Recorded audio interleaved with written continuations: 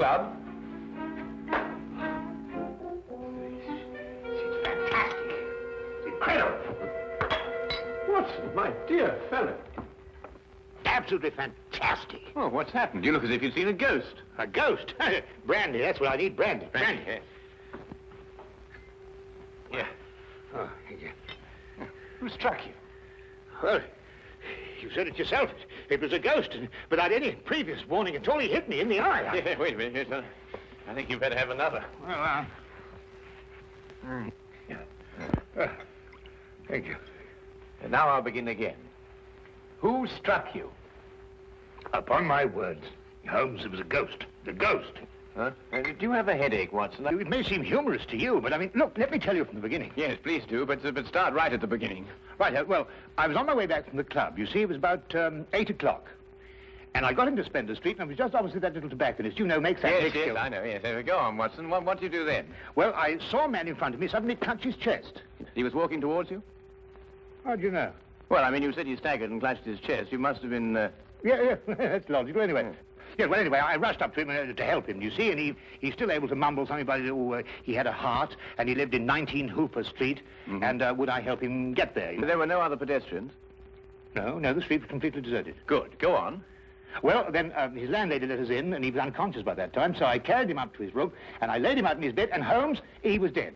Now, look here, Holmes, he was absolutely, completely, and utterly dead. I couldn't make a mistake about a thing like that. No, of course you couldn't, old man. No. Go on, then what happened next?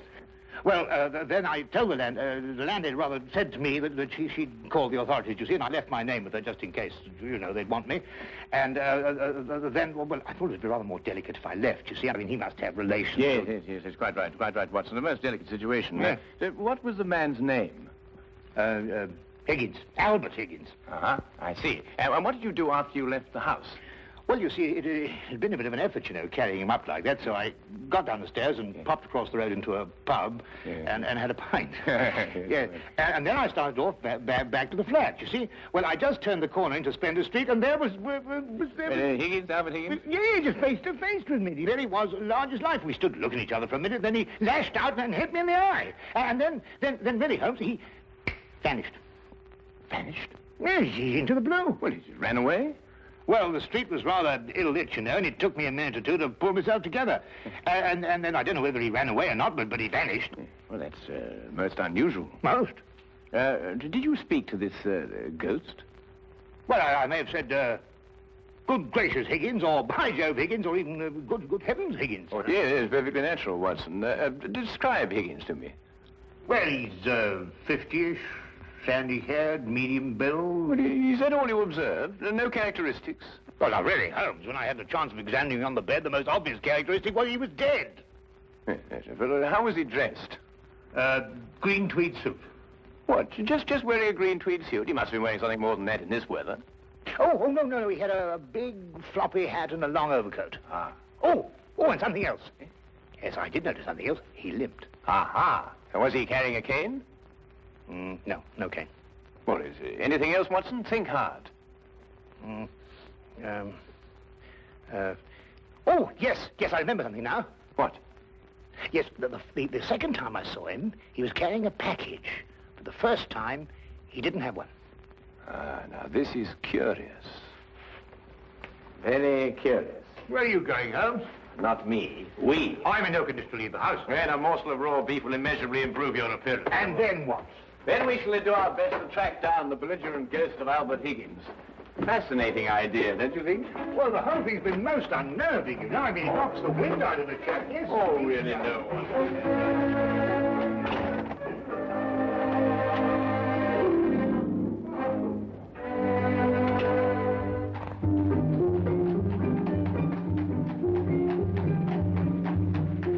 He's also a rather flamboyant character by the wide, rakish brim.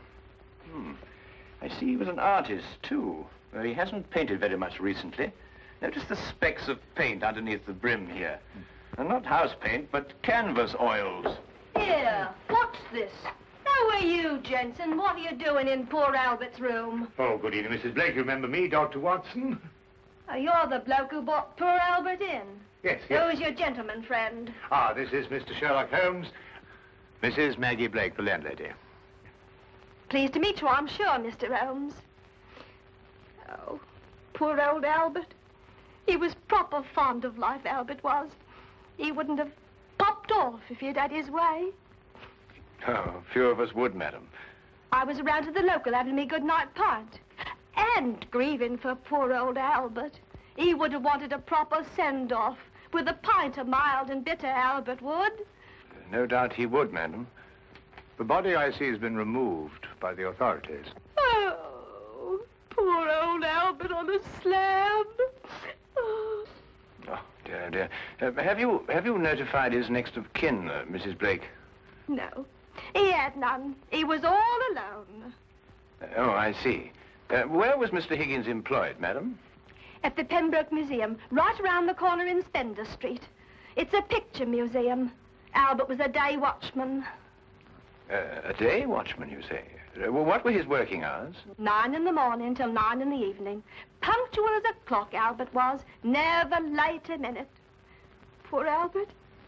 He always came back from the museum, then, at a few minutes after 9 every evening. Aye, to make his supper. He was a proper good cook, Albert was. Excuse my saying so, madam, but aren't you mistaken? Surely it's a little after 8 when Mr. Higgins finished work? Because it was only a little after 8 when I picked him up this evening and brought him here. Oh, no, Doctor. It was just after 9. I marked the time because I was waiting for Albert to come back. He'd asked me to get him a cut of beef. He always came back just after 9. He'll never eat that beef now. Poor Albert won't. He'll hit you in the eye. Hmm? Oh, no. I just bumped into a door. Oh, you shouldn't get familiar with the door, if you know what I mean. Well, really, that... Yes, I think we've found out all we can for the time being, Watson. Thank you, madam. We shan't intrude on your grief any further. Poor old Albert. It really is most embarrassing about this eye, Holmes. Did you hear what she inferred? It's a terrible situation. And she's wrong about the time. It was only a little after 8. And it's only a few minutes' walk to Spender Street. Yes. Time is a curious dimension, Watson. Habit and a preconceived notion can so easily reverse the hands of a clock. And yet the clock is still in perfect working order. Where are we going? To view the mortal remains of poor old Albert Higgins.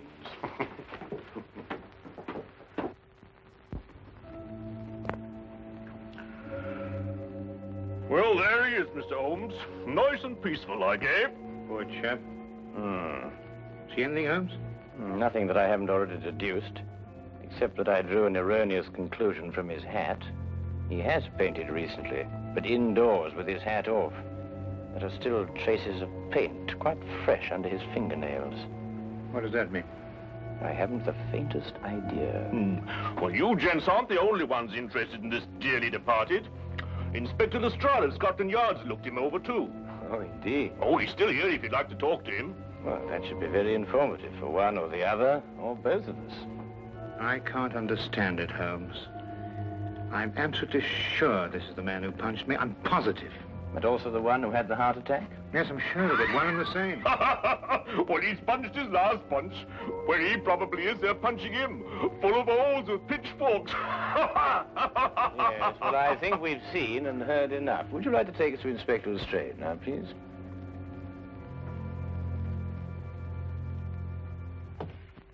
Ah, hello, Inspector. Oh, Mr. Holmes, I'm surprised to see you here. Now, this is one case you can't make anything queer out of. Oh, then why, my dear Inspector Lestrade, are you here? Well, when they brought him in, somebody recognized him as Pound-Note Albert Higgins. I come along to check the identification. We like to keep a track of our old pals, you know. What was he in prison for? Counterfeiting. He made the best pound note you ever saw.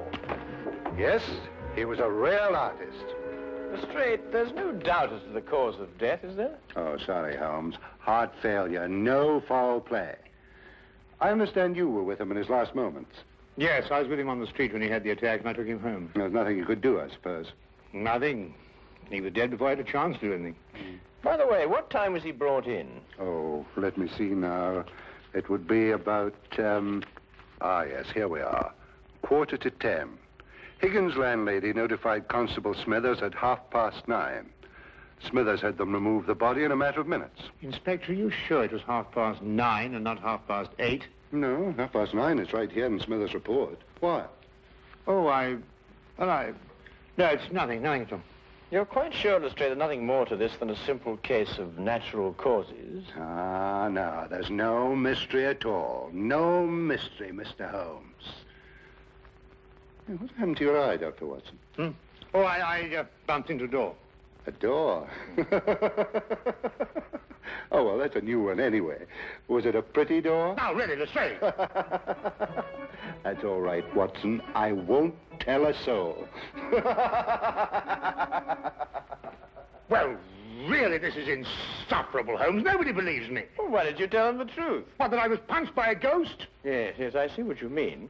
We may have to take on this case anyway, if only to protect your honor and reputation. Well, it's intolerable, Holmes. Absolutely intolerable.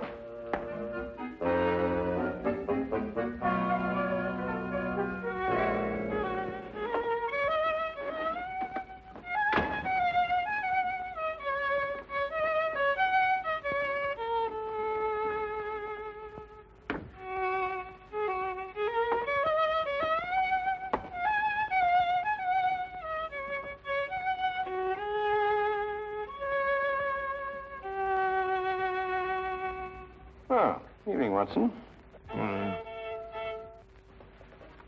Anything wrong? No, nothing. Of course not, everything. Oh, you're sure you're not brooding over last night's affair, are you? Of course I'm not. Don't be so ridiculous. Oh, come on, out with it, man. Well, No, there's nothing to come out with. I don't know what you're talking about. Oh, come on, Watson, there's something on your mind. Well, Gosh, you'd never believe it. Nobody'd believe it. Well? Well, I met Albert Higgins in Spender Street again, tonight. And he punched you again? He pulled my nose. Really?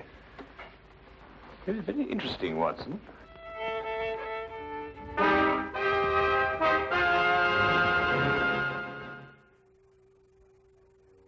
My dear Watson, calm yourself. Look here, Holmes. This whole Higgins affair's gone too far. First of all, last night and now tonight. Calm yourself, Watson, and relate. Everything hangs on this second encounter. Well, it occurred just it had last night. I was on my way back from the club, and I'd reached Spender Street. It was a few minutes ago, as a matter of fact, just after 9 o'clock.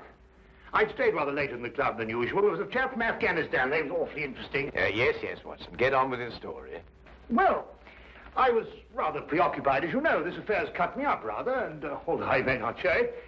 Anyway, I was walking along. I suddenly looked up, and there was the pedestrian, a man a few feet from me.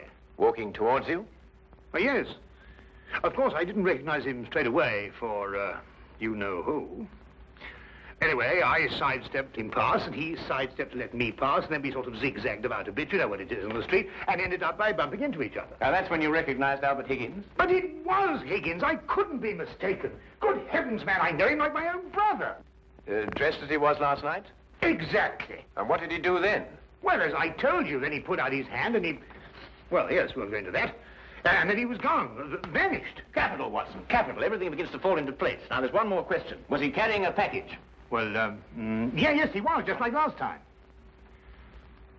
I say, Holmes, do you believe, What? Supernatural? Ghosts, do you mean? Sounds silly, I know, but, Higgins did die of a heart attack. There was no foul play. No foul play? Why, the whole affair reeks of foul play. I can tell you, Watson, I haven't been idle today. Do you know that the Pembroke Museum is showing a collection of paintings on loan from the Italian government, and that included amongst those paintings is Leonardo da Vinci's Moonlight Madonna? Well, I did read something about it in the paper. What's that got to do with Albert Higgins? Well, we must now pay a visit to the good inspector and inform him that if the ghost of Albert Higgins hadn't struck you in the eye... And pulled my nose. And pulled your nose, I would never have suspected the Moonlight Madonna would be stolen from the museum. What? Well, it's quite obvious, isn't it? Well, of course.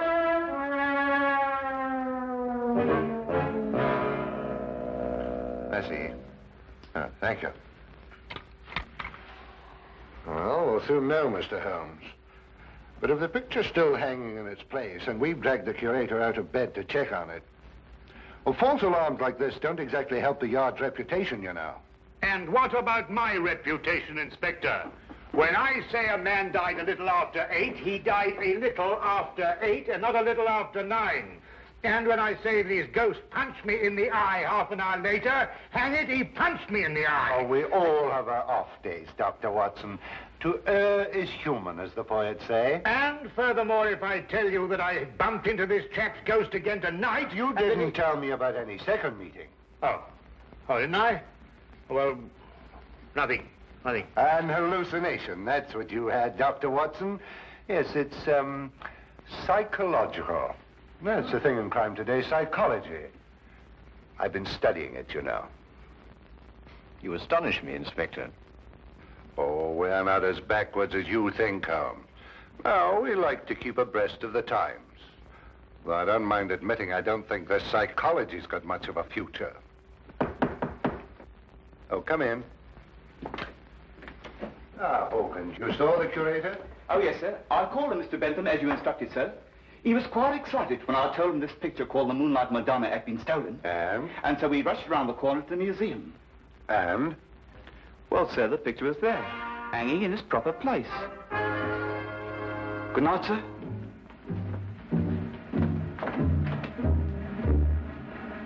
Well, there you are, Holmes. As I said to Dr. Watson, to err is human.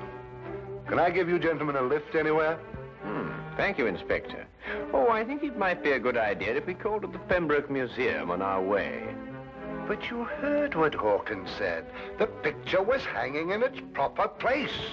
My dear Lestrade, Hawkins' statement merely proves that what he and the curator saw was not the Moonlight Madonna at all.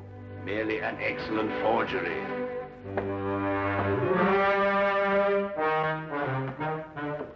What's he talking about? Art, ghosts, my black eye, and psychology.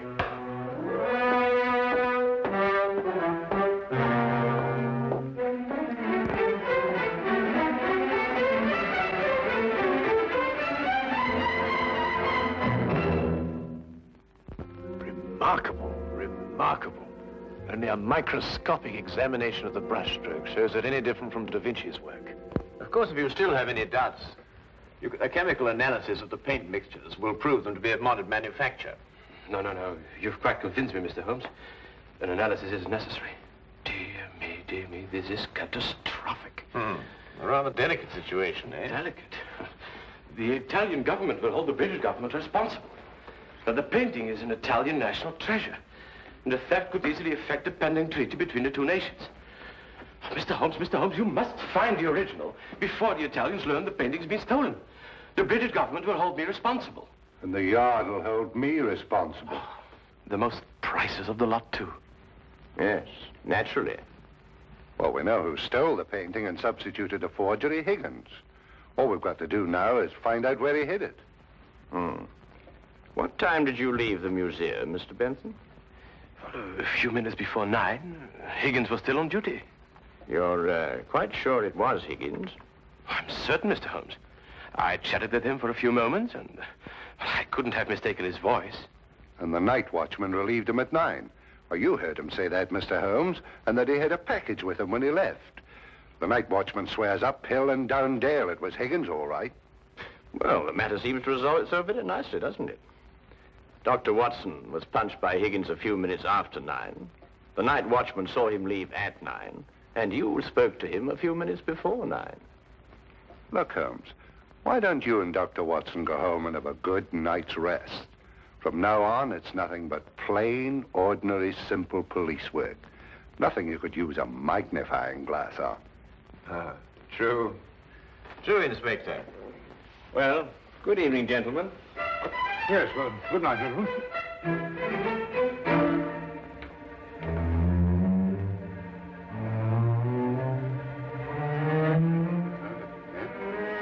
Terrible, Inspector. Terrible, Inspector. Terrible. What do we do now? Interesting affair, eh, Watson? Look, I don't care what anybody says. It was after 8 when Higgins punched me. Well, has it occurred to you that if Higgins didn't punch you, who had the heart attack? Well, now, look here, Holmes, Oh, confound it, for all I know, it was Higgins who punched me and his ghost had the heart attack. Come on, Watson.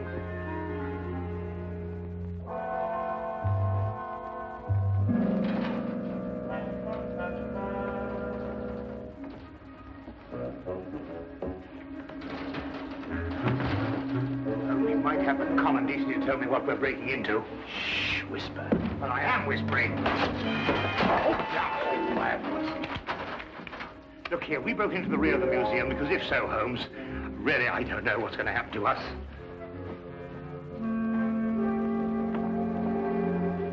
Here, hold this. What? Oh.